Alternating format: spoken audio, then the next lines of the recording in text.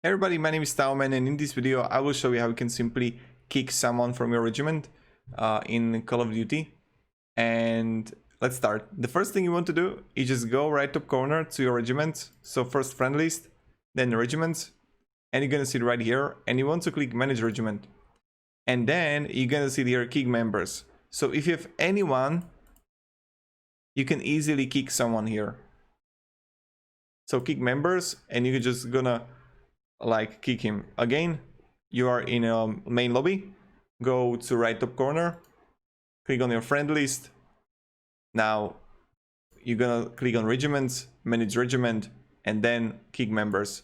Thank you everybody. If you have any questions, guys, ask down below in comments. I'll be really happy to help you and provide you some guidance, some support. You know how it works.